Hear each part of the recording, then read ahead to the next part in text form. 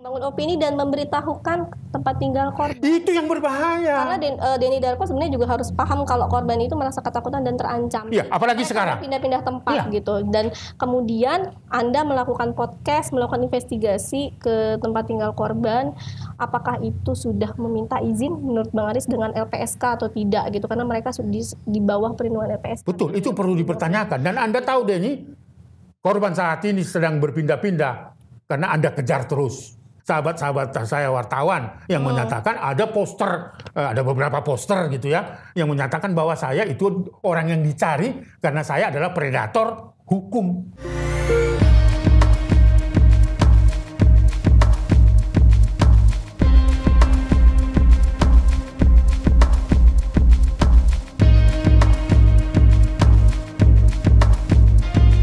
Halo sahabat anak Indonesia, ketemu lagi bareng Mia di Ngobrol bareng Bang Aris. Kali ini kita akan banyak ngobrol hal-hal, tapi masih kali ini masih kasus SPI lagi dan masih bersama Bang Aris lagi. Nah, sahabat anak Indonesia, untuk kepentingan terbaik anak, jangan lupa dukung, like, comment, share, and subscribe, serta nyalakan notifikasinya untuk dukung Aris Merdeka Official. Oke, Bang Aris, sebelum kita bahas ini, tapi mungkin kita memperingati hari kemerdekaan. Ada ucapan dulu buat sahabat anak Indonesia. Selamat hari ulang tahun Republik Indonesia yang ke-77.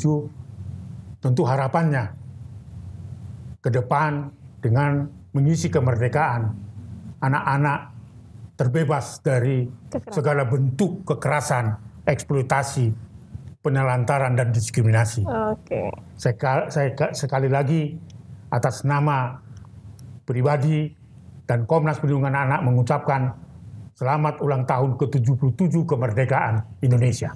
Oke, dan hari ini tuh nggak sengaja, kebetulan pas memperingati 77 tahun, kita tuh nggak sengaja Bang. Bener ini. Abang merah, betul. saya putih. Betul. Gitu. Berarti kita padahal nggak janjian ya? Nggak janjian. Kayak misterinya ya Bang ya? Betul. Sudah terjalin. Iya. Oke, tapi semoga Ibu nggak cemburu. Oh, pasti tidak akan cemburu. Oke, Bang. Sekarang ini kita akan bahas satu YouTube channel punya salah satu peramal atau apa gitu disebutnya, Denny Darko. Iya, begitu kan? iya, Di betul. YouTube-nya Bang Denny Darko ini banyak banget ngebahas kasus SPI. Gitu, sebenarnya nggak penting untuk dibahas, tetapi perlu kita jelaskan kepada juga klarifikasi, ya, betul. Karena nggak penting-penting amat nih. Tapi menurutnya penting Bang, penting supaya juga memberikan edukasi dan pemahaman pada kalau masyarakat. Itu betul, iya. Yang benar dan yang seharusnya itu seperti apa, itu menurutnya penting Bang. Jadi di dalam YouTube kebetulan karena memang tim kreatif kita mau bahas ini, tadinya sebenarnya dia juga nggak begitu tahu nih. Penting-penting Nggak begitu tahu, terus kemudian akhirnya melihat ternyata banyak sekali di YouTube channel Denny Darko ini ngebahas tentang SPI ini, mulai dari istrinya JE, kemudian pengacaranya, iya. kemudian ada juga Vincent gitu ya, yang dia sebutkan kayak teman-teman dari korban begitu Bang. Iya. Nah, bahkan video terbaru itu mereka investigasi ke Bali gitu, ke rumahnya korban begitu. Nah, itu yang apa jadi yang soal. menjadi tanggapan Bang Aris tentang video Denny Darko yang melakukan investigasi ke tempat tinggal korban? Ini gimana Bang? Iya, saya kira Denny Darko harus mengetahui bahwa SDS dengan yang lainnya korban-korban itu mendapatkan perlindungan dari LPSK. Oke, Abang harus jelasin dulu nih LPSK ini apa supaya juga memberikan pemahaman mungkin kepada sahabat anak Indonesia. Jadi setiap kali ada masyarakat yang dirugikan dan membutuhkan perlindungan, apakah dia menjadi saksi, menjadi korban, ya, maka negara wajib memberikan perlindungan dengan syarat-syarat yang diwajibkan di dalam ketentuan undang-undang. Oke. Ya, jadi kalau ada seseorang, Nia misalnya, mengalami kekerasan dan membutuhkan perlindungan negara, apakah Nia sebagai saksi atau Nia sebagai korban, ya, saksi korban dan seterusnya, maka setelah di-assessment oleh LPSA sebagai lembaga negara yang melindungi warga negaranya, maka setelah assessment itu diyakinkan bahwa apa yang Nia laporkan ya katakanlah kasus kekerasan itu terbukti menurut asesmen itu, maka dia mendapatkan perlindungan dari negara. Perlindungan negara itu berbagai, ada perlindungan dari keamanan, perlindungan dari ya ketika dia misalnya memberikan kesaksian dan sebagainya dilindungi dan seterusnya. Pokoknya ada persyaratan-persyaratan bisa sampai 6, 5 ya, sama seperti sekarang ini ya sedang terjadi masyarakat, ada seseorang yang mengaku dia diperkosa atau dilecehkan, meminta perlindungan dari LPSA. Setelah di assessment ya kemudian tidak terbukti dan sebagainya, maka tidak diberikan perlindungan. Nah, bagi SDS yang diinvestigasi tempat tinggalnya oleh apa namanya itu Denny Darko dengan apa namanya saksi-saksi yang menyatakan bahwa mengetahui perkara itu sudah melanggar, karena SDS itu salah satu dari sekian perlindungan itu termasuk perlindungan dari rasa nyaman dari tempat tinggal dan sebagainya. Ingat itu Denny Darko, Anda sudah melakukan kesalahan di situ, harus betul-betul itu dipatuhi, karena ini lembaga negara. Tentunya tidak sembarangan nih ya LPSA setelah asesmen menetapkan bahwa betul laporan SDS itu telah terjadi kejahatan seksual. Maka LPSA memberikan jaminan termasuk memberi perlindungan pada sidang-sidang di pengadilan. Itu tahu nggak Denny Darko? Setiap kali persidangan LPSK ada di situ karena apa? Kewajiban memberikan perlindungan kepada korban atau pelapor. Nah, ini nunjukin tempat walaupun tidak masuk ke rumahnya, tetapi di halaman rumahnya, tinggal di sini dan sebagainya. Terus lalu mengatakan bahwa Denny Darko melindungi korban dan sebagainya. Ini bukan melindungi. Bersama-sama mengetahui, menunjukkan pada publik itu sudah melanggar hukum loh. Ingat itu Denny.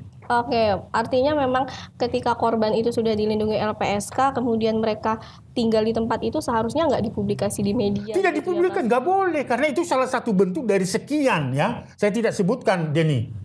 Dari sekian perlindungan, termasuk perlindungan memberikan kesaksian di pengadilan dan sebagainya. Oleh karena itu setiap kali ada persidangan sampai ke 20 berapa ini persidangan di Pengadilan Negeri Malang itu berganti-ganti petugas petugas LPSK-nya yang mendampingi. Mendampingi itu artinya salah satu bentuk dalam proses persidangan untuk rasa nyaman. Di tempat di mana korban berada itu harus diamankan. Ini tidak. Malah dipublikasi ke masyarakat. Ini loh, nyewan di sini, rapat di sini dan sebagainya. Itu tidak boleh. Tidak boleh. Sekalipun ada wawancara terhadap orang yang katanya saksi. Saksi apa ini? Saksi palsu itu. Ya kan, cukup dilakukan di pengadilan, cukup sudah. Kalau dia bohong dan sebagainya, melanggar sumpah di pengadilan dan janji sumpah di majelis hakim, saya kira itu urusan lain dan itu dapat diancam hati-hati 5 tahun. Karena tidak menunjukkan siapapun gitu, apalagi menunjukkan. Oke, apalagi beberapa informasi korban sendiri menyatakan merasa terintimidasi dan beberapa kali berpindah-pindah tempat tinggal begitu ya Bang ya? Justru karena itulah Kejaksaan Tinggi itu berdasarkan laporan dari korban karena diintimidasi, kemudian tidak dapat rasa perlindungan, maka itulah yang menjadi syarat Kejati menetapkan si JE itu ditahan. Iya, itu jelas loh, jelas. Apalagi korban sudah menyatakan beberapa kali merasa terancam, terintimidasi, kemudian berpindah-pindah tempat tinggal. Betul, karena itu dilakukan investigasi dan mempertontonkan ke publik kan, seolah-olah tidak masalah. Ini sekali lagi, Bung Denny, Anda jangan memberitahu di mana tempat tinggal dari korban karena itu di bawah pengawasan LPSK. Mungkin juga bisa ditanyakan kepada Denny Darko, Pak, apakah sudah meminta izin kepada LPSK kalau melakukan investigasi mungkin? Saya yakin tidak ada izin, nggak mungkin LPSK memberikan izin ya, nggak mungkin. Karena itu bagian dari sekian perlindungan yang diberikan LPSK.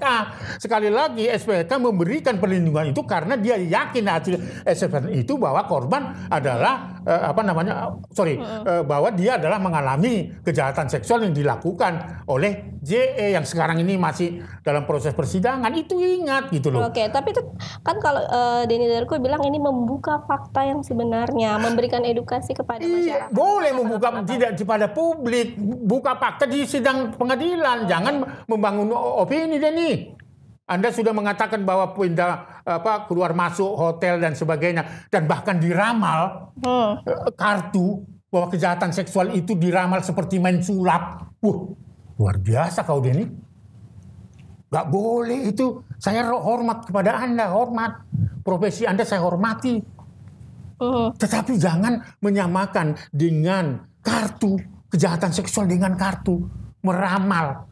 Ini bukan main sulap. Bukan ramal-meramal, ini fakta hukum yang sedang dalam proses pengadilan. Kalau Anda membangun opini bahwa ini seolah permainan kartu, aduh berlebihan kau Denny. Saya tidak bisa terima itu. Padahal saya hormat pada Anda.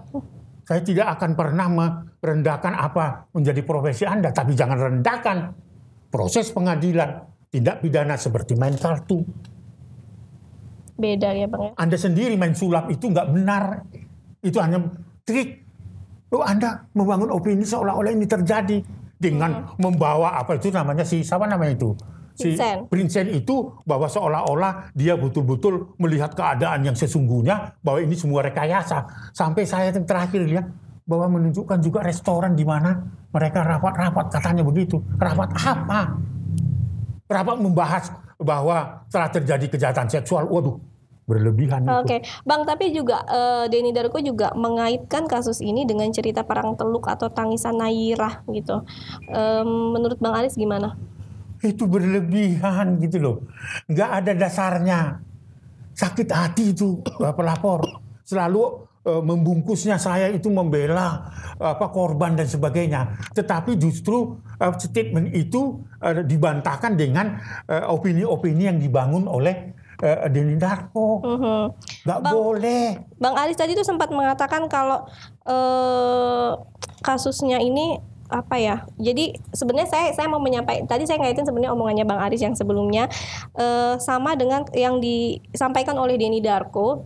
Saya mungkin mengutip aja Bang supaya saya nggak salah. Betul ya, silakan ya. Denny Darko sempat bilang korban atau SDS ini menginap dengan pacarnya di beberapa tempat. Kemudian juga saya yakin menurut dia pasti ada 1 atau 2 bukti yang bisa memberatkan, dan hal itulah yang membuat dia menjadi keanehan di persidangan gitu. Karena beberapa bukti yang dimunculkan ini adalah bukti yang tidak berhubungan dengan kasus ini atau bukti yang dianggap lemah gitu. Yang saya pengen tahu sebenarnya sebelum Abang bicara ya, Denny Darko tahu dari mana emang hadir di persidangan begitu ya Bang ya? Iya betul. Kalau bukti itu lemah dan tidak meyakinkan dan lain-lain gitu, dan dari mana dia tahu? Ya, dari mana emangnya hadir itu? Sedangkan saya mendampingi korban aja. Saya tidak berani mengatakan apa yang terjadi dalam persidangan. Nah kemudian dia bilang kan bukti itu tidak berhubungan dengan kasus ini, dianggap lemah, seperti kata dia bukti rekam medis dilakukan baru beberapa bulan setelah dilakukan persidangan yang mana kasusnya ini kan baru diakui dan lain-lain begitu ya Bang, setelah bertahun-tahun begitu. Menurut pandangan Bang Aris, saya mungkin juga harus memberikan edukasi kepada Denny Darko bahwa visum atau rekam medis itu seharusnya dilakukan pas berapa bulan, karena dia kan sempat menyatakan beberapa kali nih Bang, beberapa bulan sebelum dilakukan persidangan. Gimana Bang? Iya, Denny Darko itu membangun opini karena ramalan. Kok bisa dia membangun opini dan memastikan ramalannya itu diyakini sebagai suatu keadaan yang terjadi? Apalagi menyangkut tentang visum tadi. Iya, memang sebenarnya visum itu harus dilakukan kapan sih Bang? Jadi nggak sah menurut, kan kalau dari Denny Darko apalah ini kan aneh gitu ya. Bukti rekam medis kok dilakukan beberapa bulan sebelum persidangan, seharusnya dilakukan berapa tahun atau berapa lama begitu Bang? Ini kan kejadiannya kan menurut saksi pelapor kejahatan seksual yang dilakukan oleh saudara Julianto itu di tahun 2008 dan 2009. sampai 2020 begitu ya informasi yang ada, dan dalam persidangan juga sudah diuji itu ya. Nah, tentu ketika ada seseorang ya melaporkan itu telah terjadi kejahatan seksual dilakukan seseorang, dilaporkan kepada penyidik atau polisi, maka polisi untuk meyakinkan dirinya, maka direkomendasilah untuk dilakukan visum. Oke. Nah, walaupun itu terjadi pada tahun 2000, 2008, 2000 dan seterusnya, dan apalagi juga terjadi beberapa bulan yang lalu.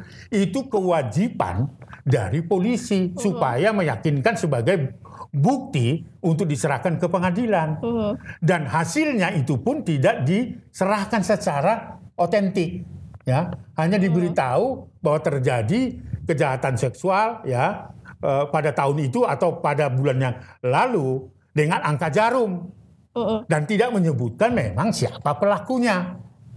Nah, setelah itu dilakukan visum, barulah diperiksa. Setelah diperiksa, kalau sudah terdapat bukti, maka ditentukanlah gelar kasus. Ini ya, supaya tahu ini masyarakat. Gelar kasus dan polisi yakin berdasarkan hasil visum itu ya, berdasarkan hasil visum itu, lalu kemudian kejadian-kejadian, bukti-bukti, maka ditetapkanlah seseorang itu menjadi tersangka.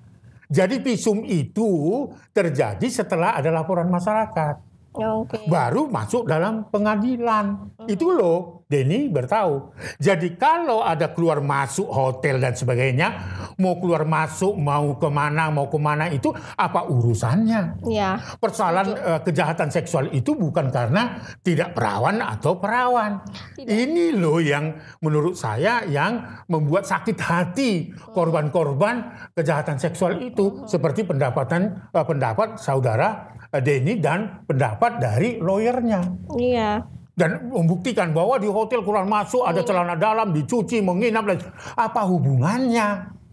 Dan bukannya dokter itu sebenarnya bisa tahu ya Bang, kan luka lama, luka baru. Sangat tahu, kena benda apa, luka apa. Itu makanya ada lambangnya itu seperti jam jarum, jam 11 itu apa yang menyebabkan benda tumpul dan sebagainya dan seterusnya, dan robek pada bibir sebelah kanan, sebelah kiri. Itu dokter tahu, tetapi itu data otentiknya seperti itu nggak boleh diketahui atau dimiliki oleh korban. Tetapi diberikan bahwa telah terjadi robek dan sebagainya itu boleh, karena itu adalah alat bukti untuk ke pengadilan. Jadi ini proses itu terjadi.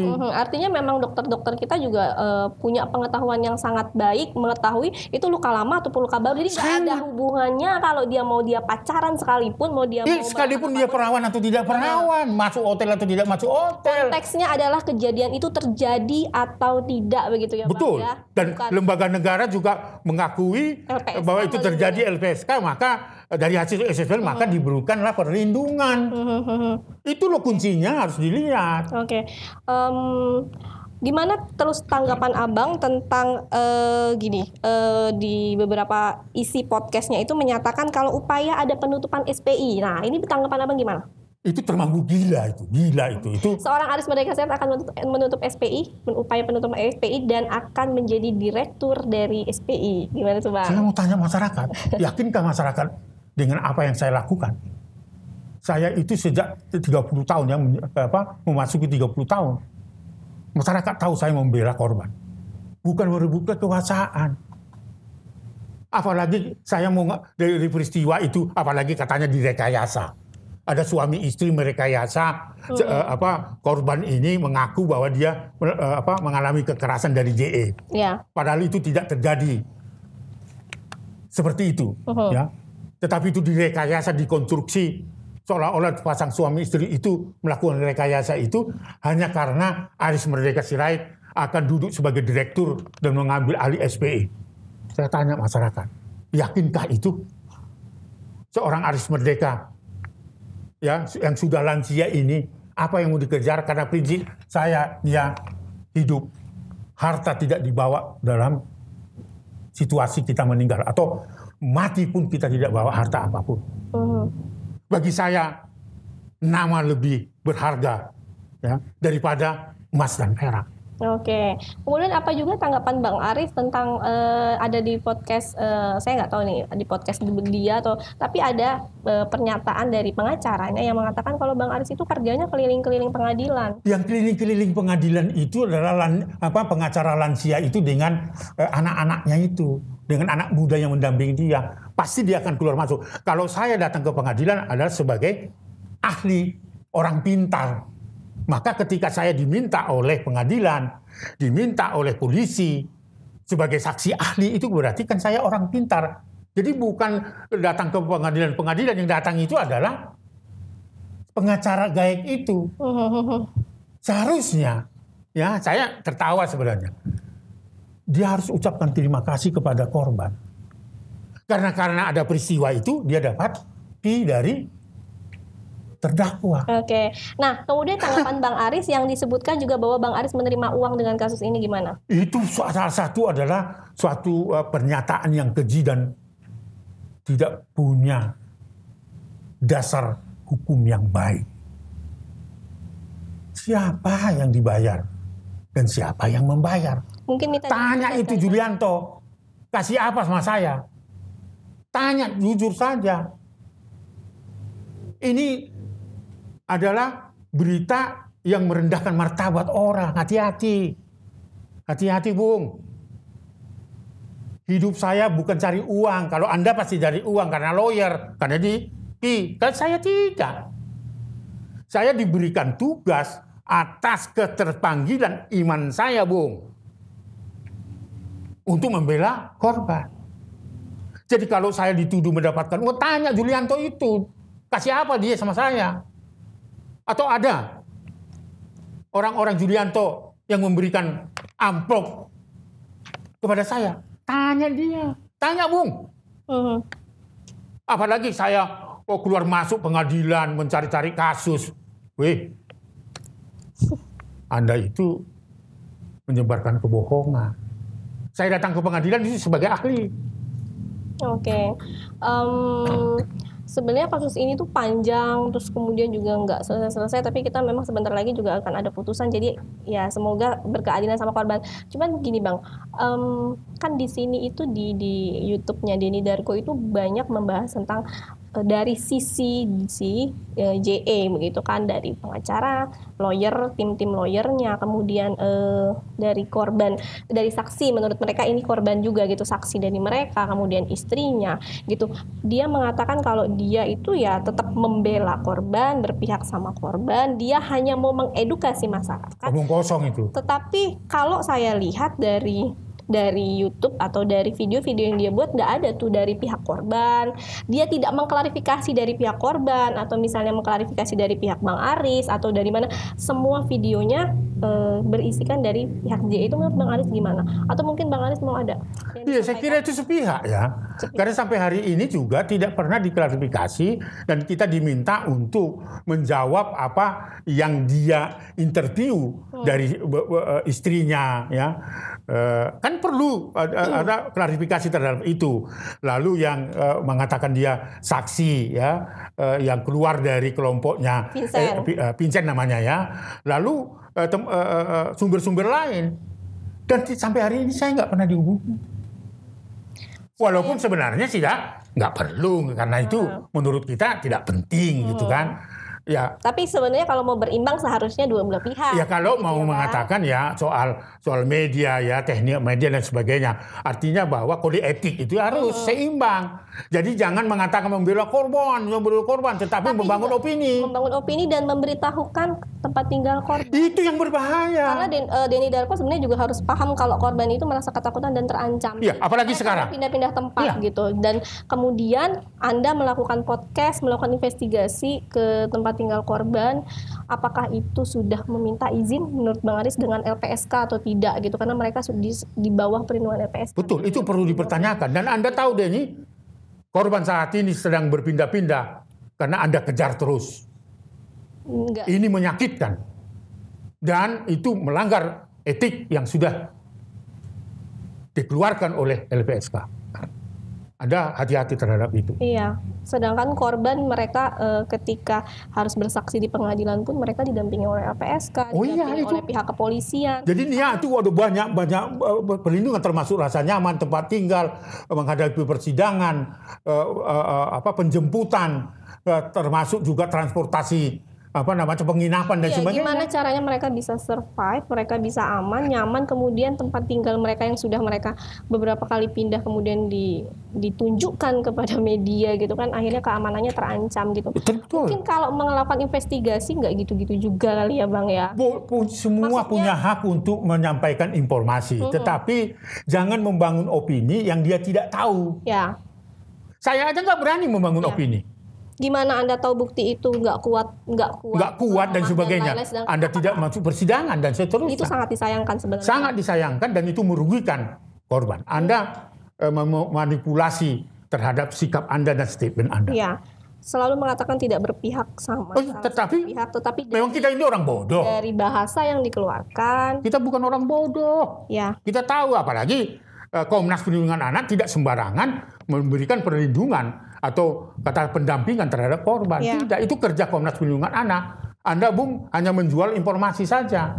Saya nggak tahu apa kepentingan Anda di situ. Karena tidak pernah mengundang kita, mengundang SDS, mengundang siapapun untuk keseimbangan informasi. Setuju. Nggak ada satupun dihubungi. Kecuali kalau saya dihubungi, saya menolak. Itu berbeda. Anda tidak pernah hubungi saya. Walaupun Anda mungkin tidak kenal saya. Dan segitunya, Bang, sampai investigasi ke Bali. Sampai di depan rumahnya, ini loh menunjukkan ini. Sampai katanya nginap di 2 kamar, ini untuk SDS, ini untuk RB, ya, yang disebut sebagai pacarnya. Apa urusannya? Ada kepentingankah Bang di balik itu? Ya, saya tentu tidak berlebihan kalau saya mengatakan ada. Atau akan mempengaruhi hasil persidangan? Saya kira karena ini kan prosesnya 2 minggu yang akan datang. Akan ada putusan hakim. Nah, menurut saya ini adalah upaya panik, ya. Okay. Nah, upaya panik termasuk saya katakan ada laporan dari sahabat-sahabat saya wartawan yang menyatakan ada poster, ada beberapa poster gitu ya, yang menyatakan bahwa saya itu orang yang dicari karena saya adalah predator hukum. Nggak ngerti saya. Kok saya bisa ditempatkan sebagai predator hukum gitu loh. Oke, dipasang gitu ya Bang? Dipasang, yang itu tadi ya, baik itu yang dikeluarkan statementnya oleh lawyernya yang sudah gaib itu, di beberapa podcast katanya saya menjual mencari kasus-kasus di pengadilan. Apakah itu yang dimaksud gitu kan? Oke, ini saya udah dapat sih Bang sebenarnya. Dapat nggak sih? Dapat gambarnya. Mungkin nanti bisa ditayangin ya Bang ya. Betul. Saya dapat gambarnya. Niat banget sih. Ini kayaknya kasus kekerasan seksual terniat yang pernah. Maksudnya yang pernah niat tahu Bang. Tapi sebelum-sebelumnya juga nggak tahu. Niat banget nih Bang Aris nih sampai dipasangin fotonya nih sahabat anak Indonesia. Mungkin nanti bisa ditayangin. Ini ada bahasa-bahasa yang mengatakan setelah penuntutan langsung putusan ini sangat menyesatkan. Seharusnya setelah tuntutan pembelaan replik duplik bergelar esa tapi bicaranya melanggar hukum tidak berdasarkan hukum, menyesatkan masyarakat. Ketawain aja Bang, komen ya Bang ya. Anggap aja nggak ini dia, nggak paham. Kak Seto menyebut Komnas PA versi Aris Merdeka Sirait ilegal, dianggap ilegal karena tidak ada dasarnya. Lagi-lagi ngomongin gitu. Ngerti dari mana? Ngapain ngurusin lembaga orang lain? Berarti orang ini ada komunikasi mungkin Bang. Ya pasti dong, kan bahasanya seperti. Udah dong Kak Seto, stop dong. Iya. Masa ngomongin lembaga terus Kak Seto. Betul. Ayo kan anak-anak Indonesia banyak yang harus dibantu. Stop ngomongin ini terus. Kenapa? Berarti orang ini dapat informasi dari Kak Seto. Betul. Nah, gak usah dipikirin. Move on dong Kak Seto, please. Iya. Banyak kasus anak ya Bang. Bener. Saya mau nangis nih. Jangan nangis, harus berjuang, lawan ketidakadilan. Kak Seto tuh sangat sangat. Dia itu menggali kuburnya sendiri. Tapi maksudnya saya sama Bang Ari menganggap beliau sama Bang Ari itu ya memang tokoh yang sudah melindungi anak. Betul. Tapi stop lah untuk bicara lembaga versi orang lain itu. Kenapa kita nggak sibuk dengan apa yang kita kerjakan? Jangan urusin lembaga orang lain lah, begitulah. Gitu. Nggak punya hak juga sebenarnya kita lembaga dia ilegal dan nggak ilegal. Iya, dan tidak adalah kewajiban saya melapor kepadanya bahwa kita punya legal standing atau legal hukum dari kelembagaan yang mengeluarkan izin atau apa. Iya. Udah dong Kak Seto, stop lah. Tapi nggak tahu juga sih Bang mau stop apa enggak. Ya biarkanlah itulah. Ngapain sih berjuang buat lembaga itu? Ngapain kita pikirin sendiri aja. Toh masyarakat juga udah tahu ini Kak Seto, ini Bang Aris. Betul. Masyarakat udah bisa menilai sendiri gitu kan. Ngapain lagi? Go ahead, kita jalan untuk membela anak ya ini ya. Jangan senggol-senggol Bang Aris terus, kasihan Bang Arisnya disenggol nanti. Tapi nggak jatuh-jatuh. Nggak pernah jatuh. Makanya dia senggol terus. Nggak pernah jatuh. Saya mau nyenggol juga saya mau jatuh nanti gitu Bang ya. Kecuali dunia ini runtuh. Oke Bang, terus orang ini hanya datang supaya ikut viral. Apakah tujuannya mencari uang? Astaga, itu kembali lagi. Orang tahu siapa Aris Merdeka Sirait. Kalau hanya mencari uang atas kasusnya si JE, aduh itu saya serahkan kepada orang yang kayaknya sebelumnya di Ngobras sebelumnya juga harus paham juga ya Bang. Kalau Bang Aris itu mendampingi korban sebelum kasus ini viral. Mungkin dia boleh ngomong sedikit karena beberapa kali sempat ngobrol sama Bang Aris. Jadi sebelum kasus ini viral, korban ketemu Bang Aris, didampingi sama Bang Aris. Tapi Bang Aris juga nggak langsung percaya karena Bang Aris sempat beberapa hampir sebulan ya Bang. 2 bulan untuk melakukan investigasi dulu benar nggak kasusnya. Setelah Bang Aris merasa yakin dengan bukti yang ada, korban ini didampingi pada 29 Mei tahun 2021. Nah itu nggak viral, sempat naik sedikit sebentar, terus kemudian kabarnya meredup. Hampir setahun.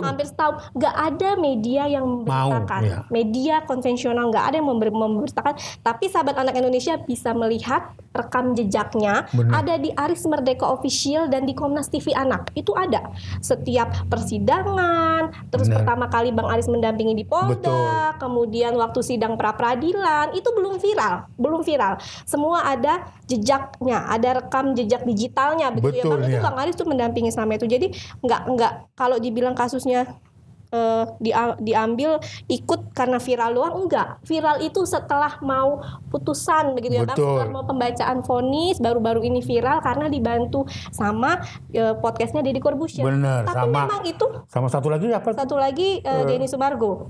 Bukan. Oh, Cokro TV. Iya. Nah itu dibantu. Karena kenapa? Kalau nggak dibantu, wah gawat ya Bang ya. Redup kasusnya karena setiap Bang Aris ke sana nggak ada berita yang naik. Gitu. Beritanya cuma naiknya di Komnas TV, Aris Merdeka Official, udah itu aja. Nggak tahu berita yang lain kemana gitu. Makanya mungkin harus perlu diklarifikasi. Kalau mau lihat rekam jejaknya, cek aja deh. Lihat kasus SPI, searching di Komnas TV Anak, Aris Merdeka Official, atau di Instagramnya Komnas Anak atau Instagramnya Bang Aris. Itu ada semua rekamnya, saya juga lihat gitu. Jadi nggak hanya viral-viral aja gitu. Saya bukan maksudnya ngebela Bang Aris, tapi saya menceritakan apa yang saya lihat, apa yang udah saya lihat di YouTube, kemudian di Instagram, apa yang sudah dikerjakan sama Bang Aris gitu ya, sahabat anak Indonesia. Jadi kita juga kadang-kadang harus pintar dan cerdas melihat bukti-buktinya, jangan cuma ngomong di persidangan, buktinya nggak kuat, buktinya ini ikut persidangan aja enggak, memang tahu gitu. Kita lanjut Bang. Iya, apalagi tuh? Ada lagi yang ngomong, predator hukum ini tidak konsisten dalam perkara JIS, meminta terdakwa dibebaskan dalam perkara ini, meminta terdakwa dihukum berat. Apakah ini hanya karena masalah uang? Kalau nggak salah kasus JIS emang terbukti nggak bersalah ya Bang? Saya itu bukan membela predator yang ada di JIS yang melakukan kejahatan seksual terhadap seorang murid TK di sana. Tapi sebenarnya kasusnya itu nggak terbukti kan Bang katanya, atau terbukti? Ya terbukti kan sempat ditahan di penjara kan, terbukti. Lalu kemudian banding dan seterusnya kan. Kemudian diberikan ini sama presiden kalau nggak salah. Iya seperti itu. Tapi saya mau tegaskan, saya bukan pembela predator. Saya justru sebelum kasus ini viral, saya kedatangan seorang ibu membawa anaknya yang masih TK. Pada saat itu dilaporkan sudah tidak bisa lagi buang air kecil dan buang air besar. Saya tanya kenapa, rupanya diceritakanlah kronologi mengalami kekerasan yang dilakukan guru yang ada di Jakarta International School. Itu yang saya bela, bukan membela predator. Bahwa sejak awal ditetapkan bahwa dia bersalah, ya kan? Karena mungkin pengadilan menilai bahwa sudah terdapat bukti dan sebagainya. Tetapi ketika upaya banding, ada upaya juga gerasi dari presiden, jadi bebas. Itu loh persoalannya. Saya sekali lagi itu sumber informasi fitnah dan bohong. Saya bukan pembela, tidak pernah membela predator yang ada di Jakarta International School. Jadi ini bohong. Siapa yang mengeluarkan statement itu? Di beberapa podcast saya baca itu adalah lawyernya yang mengaku lawyer terkenal pada zaman Orde Baru, tetapi ternyata menebar kebohongan. Oke, artinya ini nggak pernah. Berarti yang nulis ini menurut Bang Aris dari pihak lawyer. Iya, karena maksudnya ada kaitannya sama isi podcastnya sama. Iya, sama. Bahasanya juga sama dan bukti-buktinya juga ada bukti kayak email dan sebagainya seperti itu. Jadi itu bersumber dari situ. Tadi bersumber ilegalnya Komnas Perlindungan bersumber dari itu tadi kan disebut ada nama di situ Seto. Iya. Dia sebutkan juga waktu di podcast Dedi kan. Nah, kemudian juga ilegal. Saya keliling-keliling ke pengadilan itu adalah statementnya dari pengacaranya itu. Oke, Bang. Jadi semua itu fitnah dan bohong gitu loh. Ini lagi Bang, kita ini ya Bang, klarifikasi Bang. Ini adalah orang yang tidak ada kerjaan. Semua tahu. Apakah ada pertanggungjawaban keuangan di organisasimu? Benarkah kau diberhentikan karena masalah keuangan? Selidiki orang ini dan organisasinya. Aduh, ini yang ngomong udah. Itu siapa kalau bukan orang yang pernah bersama saya, toh? Tahu nggak di Komnas Perlindungan Anak sepanjang saya memimpin Komnas Perlindungan Anak, kita tidak dapat anggaran dari APBD atau APBN. Kita itu mendapatkan dukungan dari simpati masyarakat.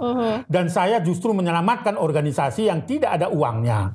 Kalau saya katakan menggelapkan uang, tanya saja pengurus yang lalu itu Komnas Perlindungan Anak punya uang atau tidak. Apa yang mau saya gelapkan? Apa yang saya tidak bertanggung jawabkan? Justru saya menyelamatkan orang sampai membayar listrik saja saya harus berpikir sebagai ketua Komnas Perlindungan Anak. Ini harus tahu netizen. Kami itu tidak mendapatkan anggaran dari APBD maupun APBN. Lalu apa yang mau saya gelapkan? Ya kan? Apa yang mau saya gelapkan? Saya tanya aja pengurus-pengurus yang lalu itu yang bersama saya, justru saya lah yang menyelamatkan organisasi. Dan tanya sama Kak Seto kan Kak Seto juga. Saya kira pantas dia tanya. Dia nggak punya. Dan beliau sendiri juga nggak pernah ngantor. Kak Seto tahu kok. Itu dia. Komnas ada uang apa? Apalagi tadi itu. Tadi kan? Ya Bang ya. Kurang kerjaan. Semua tahu bangsa ini. Komnas Perlindungan Anak bersama dengan Aris Merdeka Sirait. Setiap kali ada masalah di Indonesia, di ujung ufuk timur pun hadir.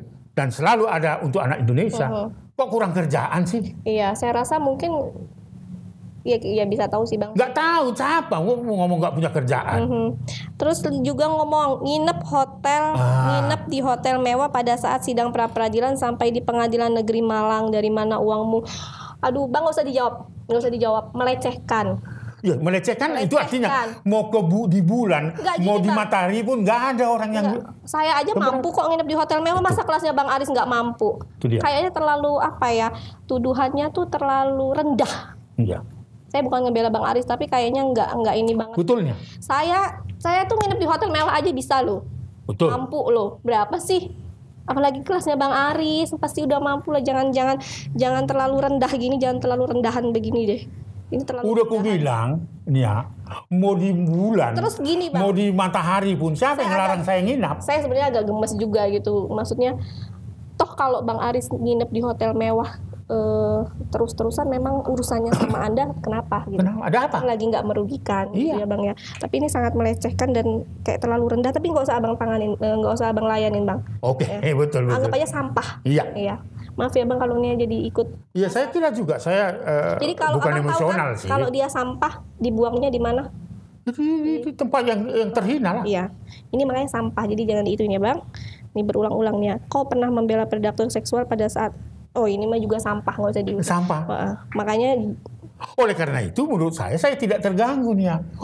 Hendaknya ribuan poster itu harus ditebar ke seluruh pelosok yang ada di Jawa Timur. Dan baru kali ini kasus kekerasan seksual tuh kayaknya dibela banget pelakunya, pakai sampai ada poster-poster kayak gini, segininya banget. Ada apa itu ya Bang? Katakan ya, semakin banyak poster itu semakin saya gembira dan terima kasih. Karena sudah ditebar ke seluruh. Masyarakat juga makin tahu. Akhirnya tahu bahwa JE pelaku kejahatan seksual. segitunya ngebela diri. Iya, artinya kalau itu hanya di pengadilan itu tidak cukup.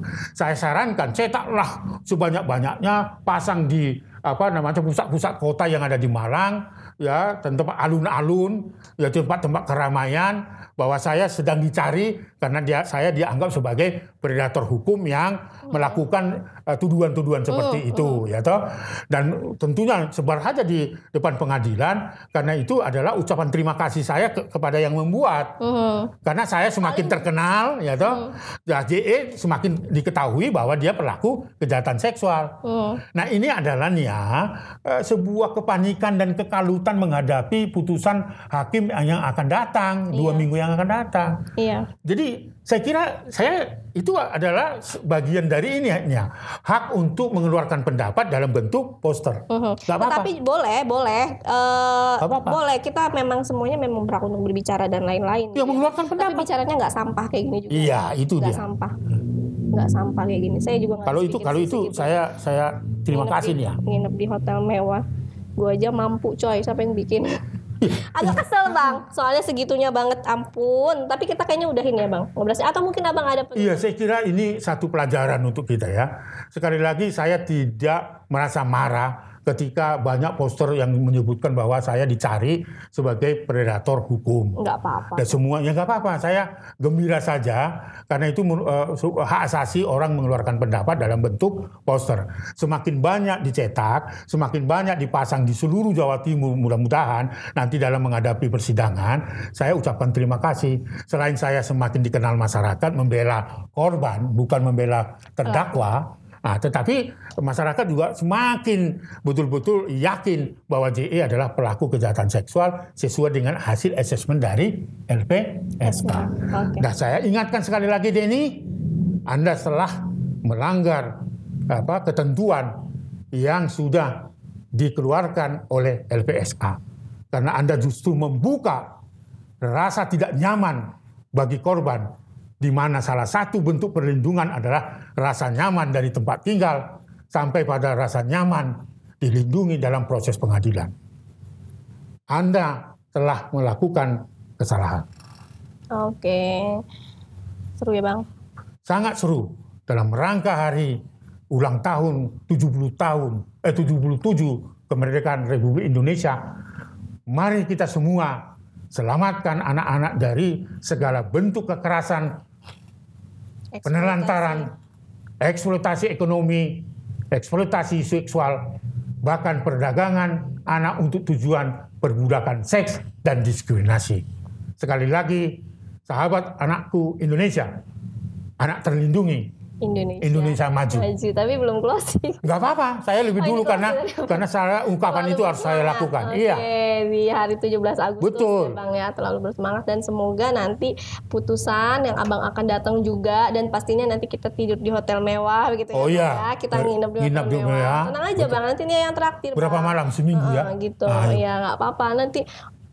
Untuk merayakan ya hari kemerdekaan Indonesia bersamaan dengan putusan majelis hakim gitu. Pokoknya nanti harus hadir, harus disaksikan, harus diramaikan, di-live-kan begitu ya Bang ya. Betul. Kita harus tahu dan kita berharap semoga majelis hakim memberikan hukuman yang seadil-adilnya. Perlu diingat Bang Aris dimanapun di klarifikasi video manapun nggak pernah ngomong seberat-beratnya. Mungkin bisa dilihat di YouTube-nya podcast Denny Sumargo, ada salah satu tokoh yang bilang hukum seberat-beratnya. Nah itu mungkin bisa dikasih lihat. Tapi kalau mungkin bisa di cross check Bang Aris pernah nggak sih ngomong seberat-berat? Nggak pernah. Tapi ngomongnya seadil-adilnya dan saya juga mengikuti akhirnya kan kata Bang Aris ya udah kita hukum pelaku seberat-beratnya juga nggak boleh tapi seadil-adilnya yang memang yang memang berkeadilan buat pelaku maupun buat korban begitu yang betul. Dan semoga memang ya berpihak sama korban begitu. Seru banget nih obrolannya Bang. Ya nggak apa-apa. Oke, pokoknya kita nanti ketemu lagi. Yang penting Bang Aris sehat-sehat. Nggak sabar buat pembacaan vonisnya. Semoga tapi Bang Aris kesana ya Bang? Ya pasti akan ke sana. Oke. Semoga nanti tetap media-media juga tetap ramai. Baru kita nginep lagi di hotel mewah. Kita nginep di hotel mewah setelah itu. Dibanding bercanda ya Bang. Iyalah. Oke siap. Saya juga habis ini kayaknya harus check in di hotel mewah Bang. Betul. Baik. Tapi sama keluarga, bukan sama pacar.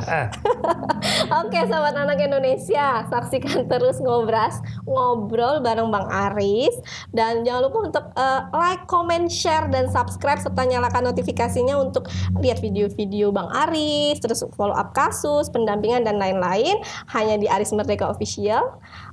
Terima kasih, saya Nia undur diri. Salam anak Indonesia. Anak terlindungi, Indonesia maju. Merdeka.